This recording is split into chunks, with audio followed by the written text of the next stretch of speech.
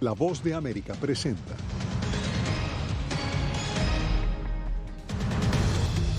Panel del Congreso evalúa presunta injerencia del expresidente Trump sobre el Departamento de Justicia para alterar resultados electorales.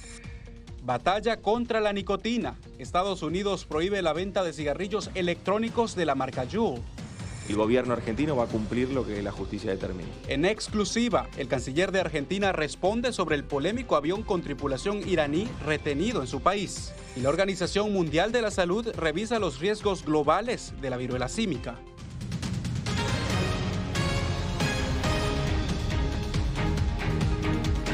Bienvenidos al Mundo al Día. Desde Washington les saluda Jorge Agobián en esta edición y comenzamos inmediatamente con las noticias. Nuevas pruebas presentó el Comité de la Cámara de Representantes que investiga el ataque al Capitolio de 2001. La evidencia busca demostrar cómo el expresidente Donald Trump habría tratado de manipular al Departamento de Justicia del país para quedarse en el poder. Y precisamente allí en el Capitolio se encuentra nuestro compañero Jacopo Luxi. Allí lo vemos. Bienvenido, Jacopo. Lo que quisiéramos saber es qué tipo de evidencias presentaron los testigos el día de hoy.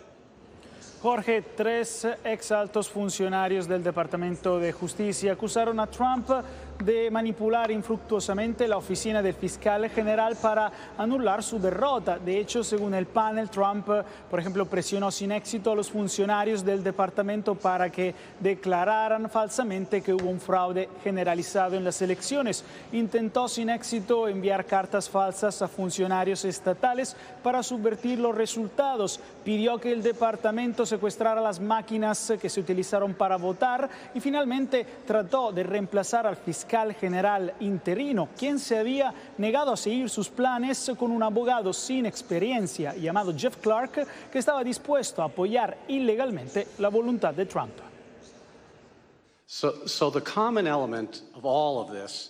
El elemento común en todo esto es que el presidente expresó su descontento con el Departamento de Justicia, que en su opinión no había hecho lo suficiente para investigar el fraude electoral. Pero en diferentes coyunturas surgieron otros temas en diferentes intervalos, por lo que en un momento él planteó la cuestión de tener un abogado especial para fraude electoral. Trump finalmente se retractó después de que los funcionarios de la agencia amenazaron con renuncias masivas, pero el comité hoy presentó sus acciones como un hilo fundamental en un esfuerzo de múltiples niveles del expresidente y sus asesores para subvertir las elecciones. Para dejarle muy claro al presidente lo que nuestras investigaciones habían revelado y que habíamos concluido en base a investigaciones reales, entrevistas reales con testigos, revisiones reales de documentos, que estas acusaciones simplemente no tenían mérito. Y quería tratar de cortar el ruido, porque estaba claro para nosotros que había muchas personas susurrándole al oído, alimentándolo con estas teorías de conspiración y acusaciones. Y sentí que ser muy directo en esa conversación podría ayudar a hacer claro para el presidente que estas acusaciones simplemente no eran ciertas. Tendremos que esperar ahora hasta el 11 de julio para ver las últimas 2 audiencias. Esto se debe, Jorge, a una nueva cantidad de pruebas que el comité recibió, como por ejemplo horas de grabación de un documental dentro de la Casa Blanca antes y después del 6 de enero de 2021. En esas sesiones, de hecho, se detallará cómo una turba de extremistas violentos atacó aquí el Congreso y cómo Trump no hizo nada el 6 de enero para detener esta violencia durante más de 3 horas. Bien, gracias, Jacopo. Manténnos informados porque, como lo dijiste, esto seguirá con otras 2 sesiones en el Congreso estadounidense.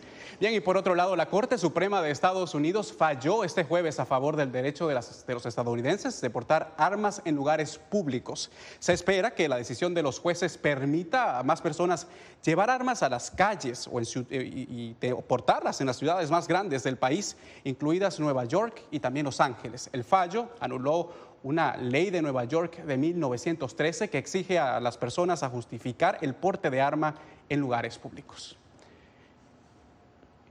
Y por otro lado, el gobierno estadounidense prohibió este jueves la venta de cigarrillos electrónicos de la marca Juul. La agencia reguladora afirmó que la empresa no proporcionó datos requeridos por los estándares de salud pública estadounidenses. José Pernalete nos amplía.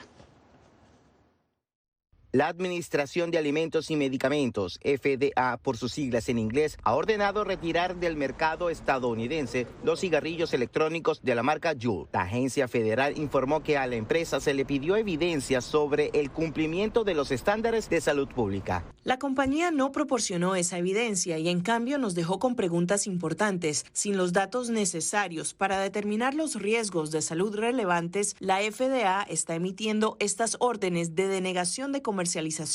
La empresa Juul controlaba más del 75% del mercado de ese rubro en 2019. Activistas contra el tabaquismo aseguran que los cigarrillos electrónicos inducen al consumo de tabaco a la población juvenil. La FDA señala que si los productos de esta marca están en el mercado, luego del anuncio, se estarían comercializando de manera ilegal y los negocios estarían sujetos a medidas coercitivas. La acción de hoy es un avance adicional en el compromiso de la FDA de garantizar que todos los productos electrónicos de suministro de nicotina y cigarrillos electrónicos que se comercializan actualmente a los consumidores cumplan con nuestros estándares de salud pública. En 2018, la tabacalera propietaria de la marca Marlboro, Altria Group, adquirió el 35% del capital de la compañía. Los fabricantes de Juul fueron objeto de críticas, pues su producto era ofrecido como una alternativa menos dañina en comparación al cigarrillo convencional de tabaco. José Pernalete, Voz de América. Y expertos de la Organización Mundial de la Salud se reunieron este jueves para determinar si la viruela del mono debe ser declarada una emergencia de salud mundial. Las deliberaciones buscan crear una respuesta global preventiva tras la experiencia del COVID-19.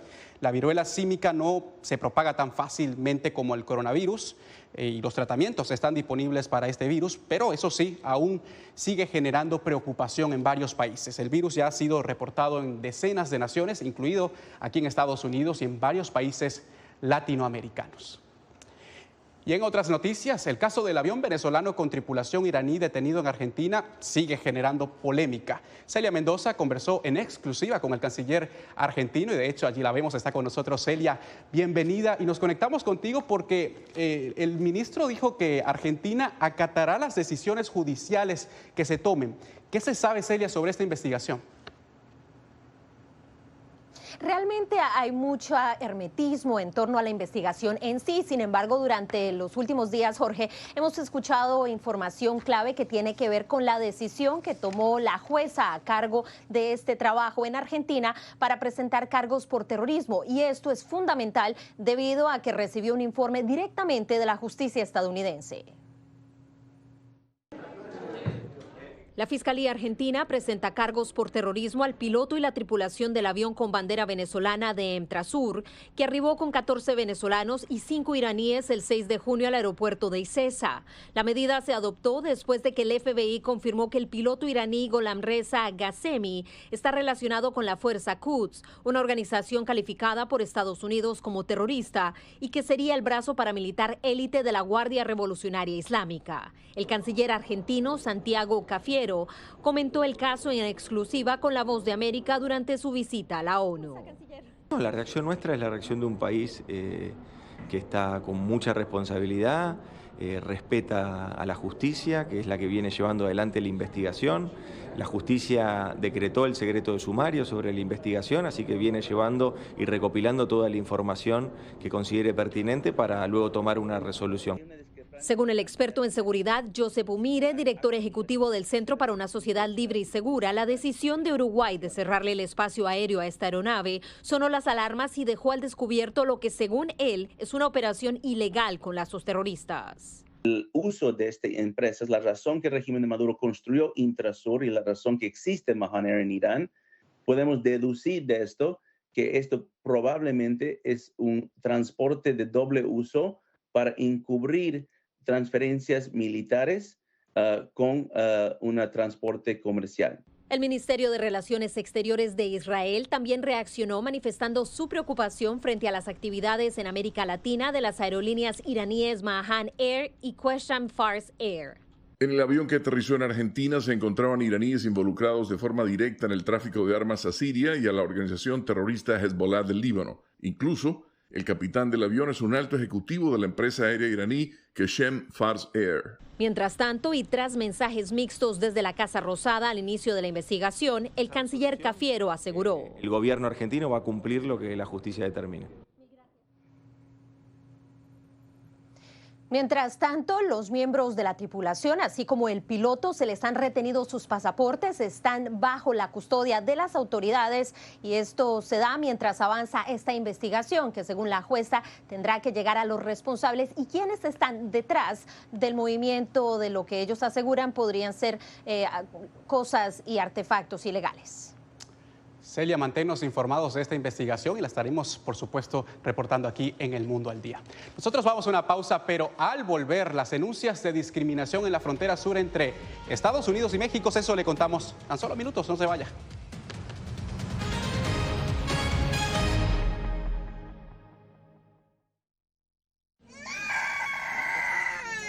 They are scared. Some of them lost their houses during bombardments. Si quieres conocer más de estas historias, conéctate en Boa Plus con Alas que Ayudan y viaja con la Voz de América en el avión que un piloto argentino puso a disposición de más de 1000 ucranianos, con niños, mujeres y personas con enfermedades que escaparon de su país, que huyeron de la guerra en busca de refugio hasta que lograron reparar sus alas rotas.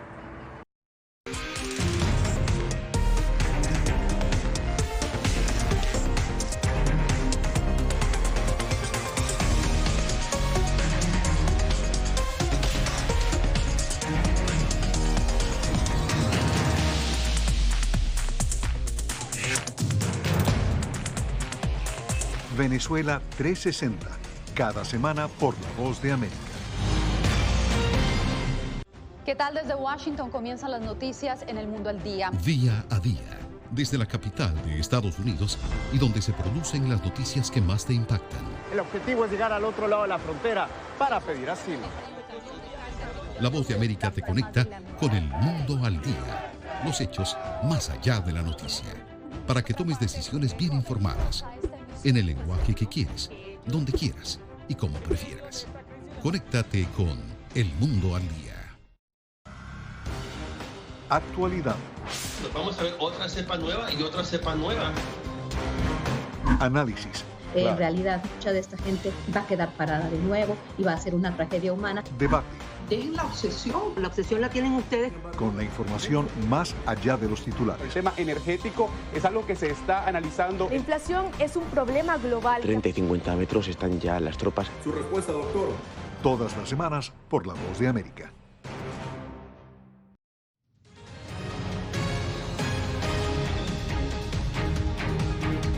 Gracias por seguir con nosotros y pasamos a noticias aquí en la frontera de Estados Unidos porque precisamente en Tijuana el número de muertos este año ha aumentado a 3 de ciudadanos haitianos que mientras esperaban la oportunidad para pedir asilo en la puerta de entrada en Estados Unidos. La comunidad afrodescendiente reclama que lo que consideran que es discriminación, aunque lo refutan las autoridades mexicanas. Vicente Calderón tiene el informe. El funeral de 2 haitianos que murieron el 5 de mayo en Tijuana reunió a sus paisanos. Según activistas, uno falleció por la falta de atención médica adecuada y el otro en un asalto. La misma protección que le dieron a los blancos de Ucrania es la misma protección que pedimos para la comunidad negra. Hablamos del racismo para visibilizar. No es la primera vez que la comunidad afrodescendiente denuncia un trato desigual. Yo no sé por qué tanto discriminación, porque somos iguales. El color no existe. En junio, otro haitiano fue asesinado en esta ciudad. Es muy probable que no sea crimen de odio. El director de atención al migrante de Tijuana respondió a quienes hablan de crímenes de odio. Trabajaba creo que en un negocio de apuestas clandestinas. El funcionario reconoce que esta frontera puede ser peligrosa para todos, no solo para la comunidad negra. Quizás sí lo quieran hacer mediático, ¿no? Decir, mira, aquí no es tan seguro, ábreme la puerta. pero ya son comunes las protestas por el riesgo que corren mientras permanece el título 42, disposición que les impide pedir refugio en el vecino país. Tienen mucho miedo porque ahora yo quiero justicia, yo quiero cruzar porque yo tengo familia allá. Autoridades municipales calculan que en la actualidad hay unos 4.000 haitianos aquí en Tijuana, la gran mayoría de ellos en espera de poder pedir asilo en Estados Unidos.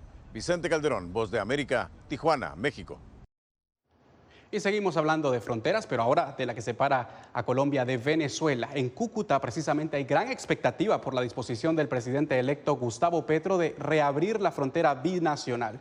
Heider Logato recogió los testimonios y nos los presenta. El presidente electo de Colombia, Gustavo Petro, dijo a la televisora Caracol que si bien la normalización de la relación con Venezuela no es de la noche a la mañana, el primer paso de ese proceso debe ser la reapertura de la frontera. El anuncio creó gran expectativa en Cúcuta, que durante años fue la frontera más activa de Latinoamérica. Cúcuta recibe con muchísimo entusiasmo y con un optimismo muy grande esta decisión del gobierno del presidente Petro, toda vez que no menos de 4 o 5 mil empleos han estado comprometidos durante todo este proceso de cierre. Por su parte, Víctor Bautista, secretario de Fronteras y Cooperación Internacional, afirmó que son reacciones positivas. Son más de 2 millones de habitantes entre Táchira y norte de Santander que estaban afectados por los frecuentes cierres de los pasos fronterizos. La Voz de América consultó a los cucuteños sobre qué representa para ellos el anuncio de una posible apertura de frontera y estos respondieron. Es bueno que abran, que despejen la cuestión del transporte por la frontera, sí, por el puente internacional. Todavía hay muchos problemas aquí en Colombia para resolver, ¿no? Como para abrir la frontera así tan rápido, ¿no? Beneficiar nuestra economía y favorecer pues mejores relaciones internacionales. El presidente Iván Duque decretó el 2 de junio de 2021 que las personas pueden cruzar los puentes internacionales caminando, debido a que el transporte público, privado o comercial aún no se reactiva. Heider Logato, Voz de América, Cúcuta, Colombia. Y precisamente luego de varios años de turbulencias entre los gobiernos de Colombia y Venezuela, expertos consultados vislumbran un cambio sustancial con la llegada al poder de Gustavo Petro. Nos informa desde Caracas Álvaro Algarra. En 2019, Venezuela y Colombia rompieron relaciones diplomáticas. La analista Indira Urbaneja considera que el triunfo de Petro traerá a la renovación de las relaciones entre ambos gobiernos, que a su juicio nunca debieron perderse. A Venezuela y a Colombia nos une una relación histórica, un cordón que no debió, como ya dije, de romperse jamás. Además, tenemos una frontera común que necesita atención. La única solución es una política binacional y para esto es necesario el restablecimiento de relaciones. Bernabé Gutiérrez, secretario general nacional del partido opositor Acción Democrática, envió un mensaje al presidente electo de Colombia. Señor Petro, depositario de la confianza del voto de los colombianos, gobierne maravillosamente a esa nación que le dio su confianza. No la defraude, pero tampoco defraude a los otros países del mundo, tampoco defraude a una Venezuela que quiere mantener relaciones armónicas. El primer vicepresidente del Partido Socialista Unido de Venezuela, PSV, Diosdado Cabello, dijo que augura las mejores relaciones entre Venezuela y Colombia con el triunfo de Petro. Se abre un nuevo espacio para el diálogo, cambia radicalmente la relación con Venezuela. El presidente electo de Colombia, Gustavo Petro, anunció recientemente que al asumir el cargo reabrirá la frontera con Venezuela para restablecer el pleno ejercicio de los derechos humanos. Álvaro Algarra, Voz de América, Caracas. ¿Qué pasa con la justicia en Bolivia? Más adelante revisamos las críticas de la comunidad internacional al sistema judicial de ese país. No se lo pierda.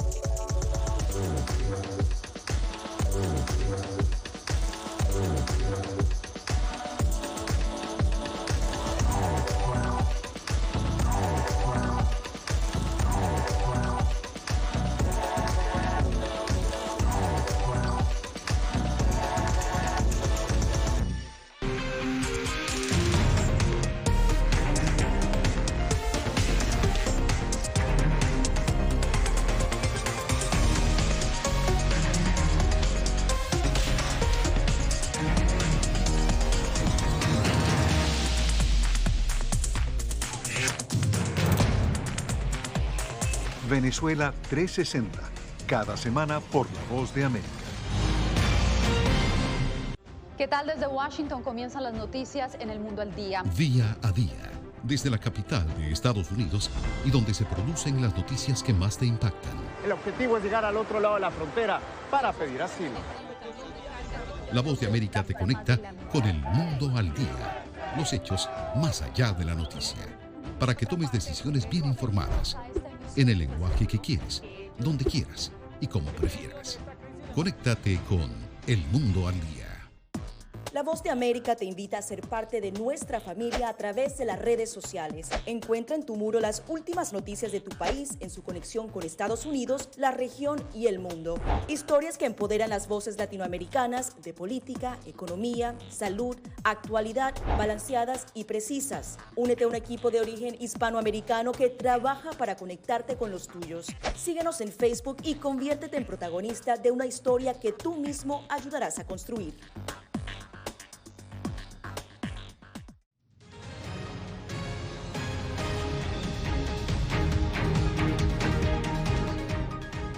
Continúan las labores de rescate en Afganistán tras el devastador terremoto que cobró más de 1 millar de vidas en ese país. Centenares reciben atención médica todavía, mientras este jueves los aldeanos de las zonas más afectadas buscaban más sobrevivientes entre los escombros y enterraban también los cuerpos de las víctimas. La catástrofe exacerba las grandes deficiencias del sistema de salud afgano y la Organización Mundial de la Salud continúa en el terreno para brindar respuesta humanitaria. Bien, y la vulnerabilidad de Centroamérica se hace evidente ante la presencia de intensas lluvias en ese país, situación que llevó al gobierno de Guatemala a decretar el estado de calamidad. Eugenia Sagastume nos explica en qué consiste esta medida. Guatemala es uno de los 10 países más afectados por el cambio climático, así lo indicó el presidente Alejandro Yamatei al referir que se esperan múltiples fenómenos climatológicos que elevan la vulnerabilidad del país. Todos los pronósticos de lluvia que hay y esos 51 fenómenos meteorológicos, 2 ya nos causaron la pérdida hasta el día de ayer de 23 personas.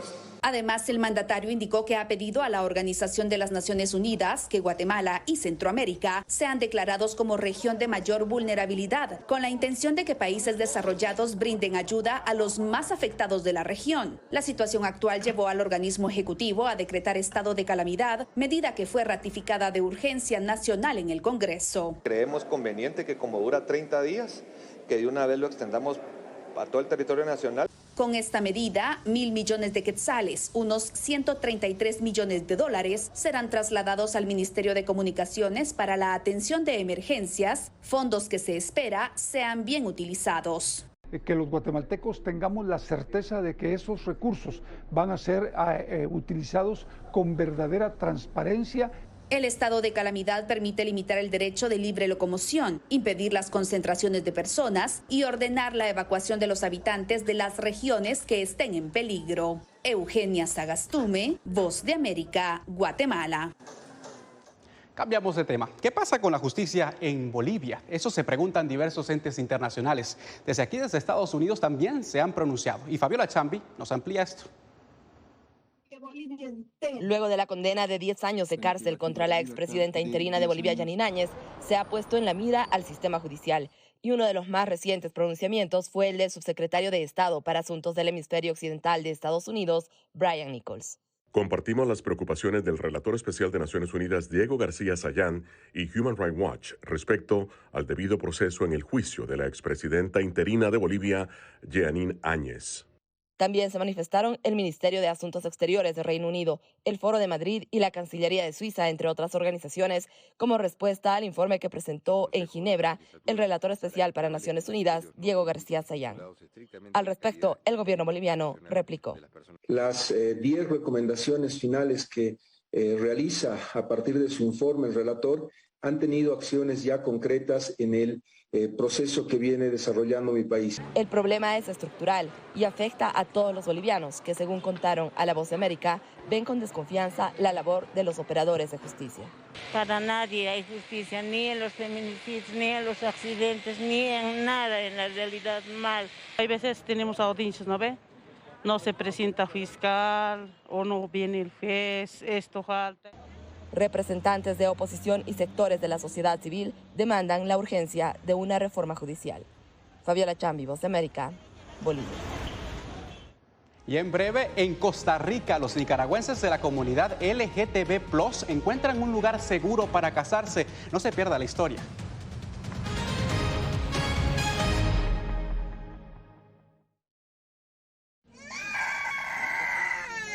They are scared. Some of them lost their houses during bombardments. Si quieres conocer más de estas historias, conéctate en Boa Plus con Alas que Ayudan y viaja con la Voz de América en el avión que un piloto argentino puso a disposición de más de 1000 ucranianos, con niños, mujeres y personas con enfermedades que escaparon de su país, que huyeron de la guerra en busca de refugio hasta que lograron reparar sus alas rotas.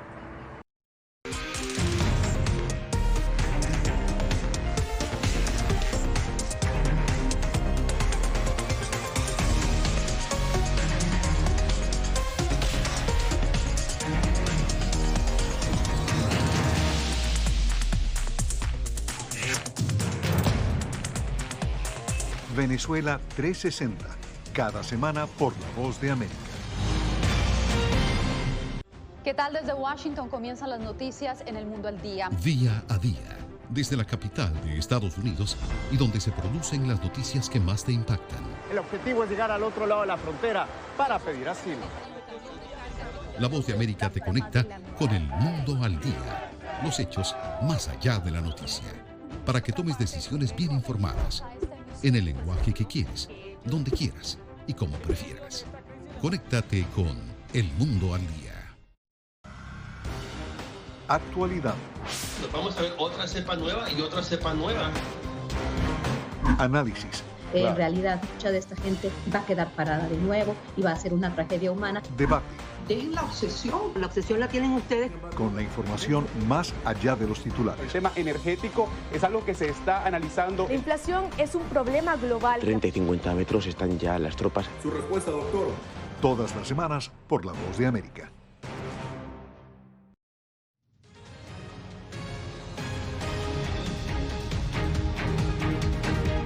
Gracias por continuar con nosotros. Miembros de la comunidad LGTB+ nicaragüense encuentran la oportunidad de unirse en matrimonio en Costa Rica. Fíjese bien, el único país centroamericano que protege este derecho. Donaldo Hernández nos trae la historia.